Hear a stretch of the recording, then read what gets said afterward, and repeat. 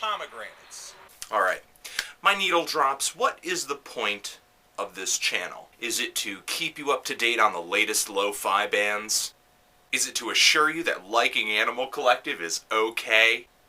Is the point of this channel to confirm your good taste when you score an album the same as me? No, no, and no. The point of this channel is to open you up to new and good music, and that is what we're going to do with a little compilation right here titled Pomegranates. Now, I love talking about music, clearly, but this little compilation involves a history lesson, I guess you could say. These songs were recorded during the 60s and the 70s in Persia, or what we know as Iran. Now, unless you've been living under a rock for the past decade or so, you've probably seen quite a bit of disturbing news coverage coming out of not just Iran, but the Middle East. The kind of stuff that when you see it may portray that whole area of the world as very ultra-religious, very conservative, and very oppressive. And that mindset is very, very real. But what we have to do is kind of separate the rhetoric of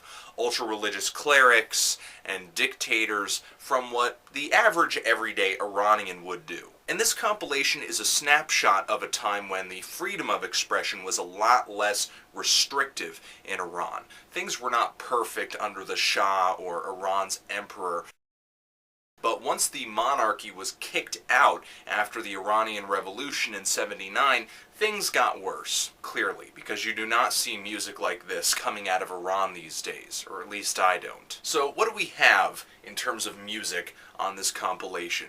Well, let me say, to be frank, that a great majority of these tracks are amazing. First off, you have some of these really soft, emotive, crooning ballads that just will run your heart through a meat grinder. And then you've got these burning hot grooves that are just backed up with really beefy drums and bass. Just hard-hitting stuff that just makes you want to move.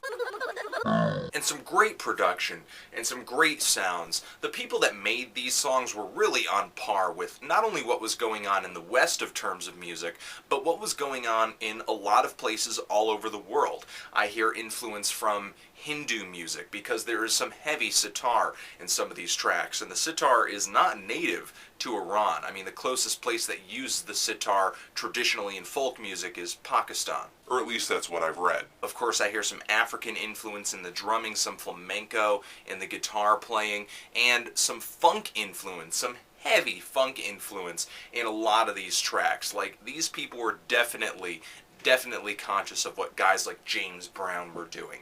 And I hear a lot of Western pop song structures on this LP too. This thing really does cover a breadth of different styles. Though the music does come from the same place, the same time period, there is a lot of variety here. Now, because this music is from a different time, it's from a different place, of course there's going to be this exotic element to it. But I advocate that because the songwriting is so good, because the sounds are so good, I think this transcends that whole exotic thing. I mean, you do have love songs here, you do have songs that are sexy, songs that are about revolution, but these tracks, it's not really necessary to 100% understand what's going on throughout the whole song in terms of subject matter or lyrics. You're a human being. You can understand emotion. Music is a universally understood language. When a song is upbeat, you know it's upbeat. When a track is mournful, you know it's mournful. Now this thing will shake up any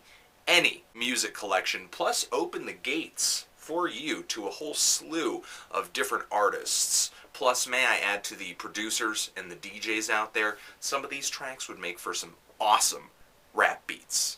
If you end up doing that, send me the song. At the time when this stuff was recorded, Iran's music scene was a 45-oriented music industry. So the thing is, with this compilation, we're getting the best of a stack of records that most likely was not all that big to begin with. But even if more music came out of this scene than I think, we live in an internet age. Any of these artists and this whole style of music can be easily researched. So with Pomegranates, you have 16 tracks, 12 different artists among those songs, and one satisfied listener.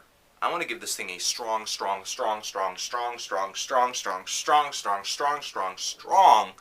8. Just teetering on a 9.